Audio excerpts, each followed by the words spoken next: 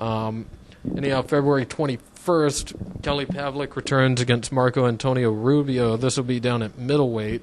Apparently, it's going to be for Pavlik's title. Do you really consider Pavlik being a champion since he just lost? I find it hard to swallow to call him a champion at this point. He just lost a fight. Yeah, technically the title wasn't on the line because it was a higher weight class, but he lost. So I don't really consider this a title fight, but whatever. Pavlik should have little trouble with Marco Antonio Rubio. That guy will be right in front of him for him to knock out, unlike Bernard Hopkins.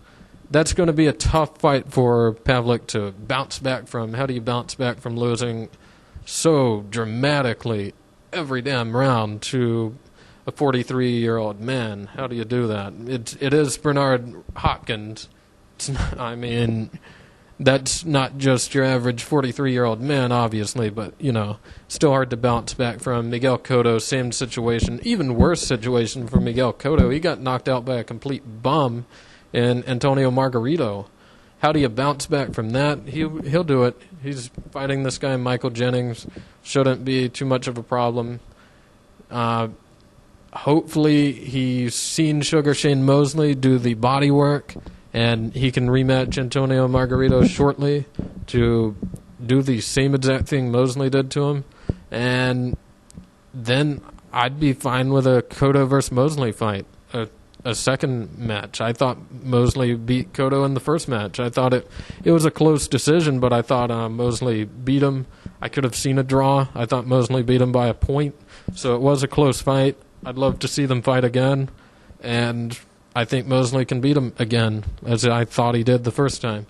But anyhow, if Mosley sits on those punches, he might get Cotto out of there too.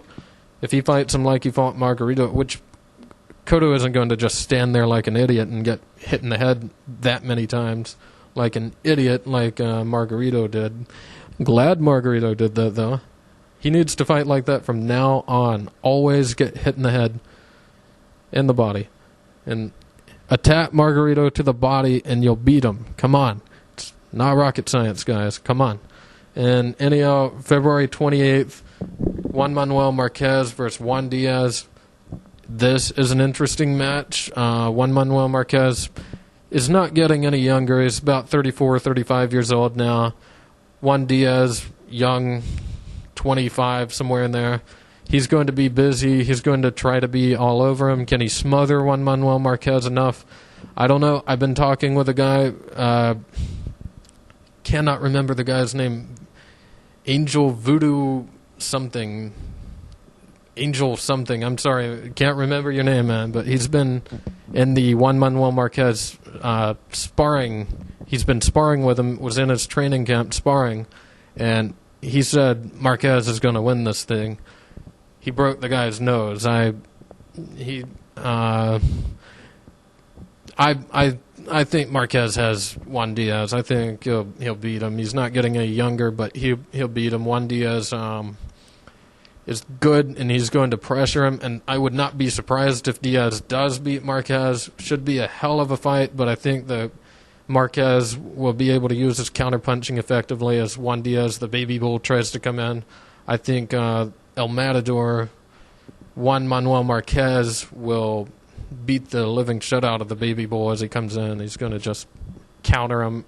I can see that counter right coming right over the top, breaking through Diaz's guard or lack of guard a lot of times. And I don't know if he can really withstand Marquez's punches. I don't think Marquez is going to have any problem whatsoever carrying some power up to 135. It might actually do him some good. And who knows, we might eventually get Manny Pacquiao versus Marquez again at like 135, 140. On Manny Pacquiao, I really think Manny Pacquiao needs to stay at 140. I don't think he needs to go back down to 135.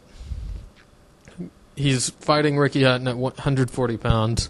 That's the weight class for Manny Pacquiao at this point in his career. There's some good fights to be made there. Manny Pacquiao versus Ricky Hatton. Then why not Victor Ortiz, Kendall Holt? That'd be a good fight for him, for Pacquiao.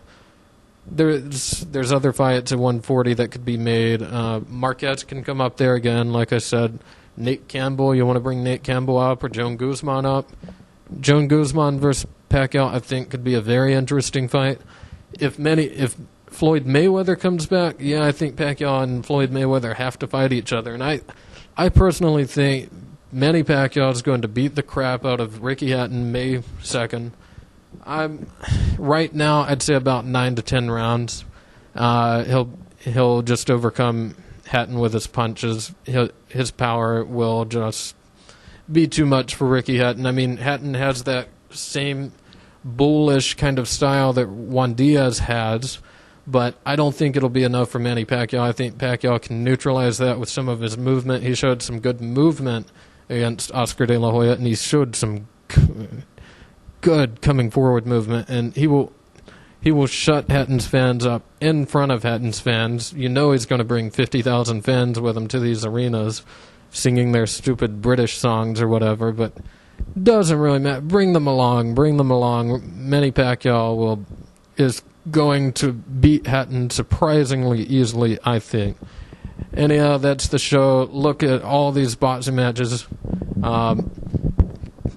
See you next time. Stay tuned for the website, omegaboxing.com. It is coming soon. It is still a work in progress. We'll have it for you really soon. See ya.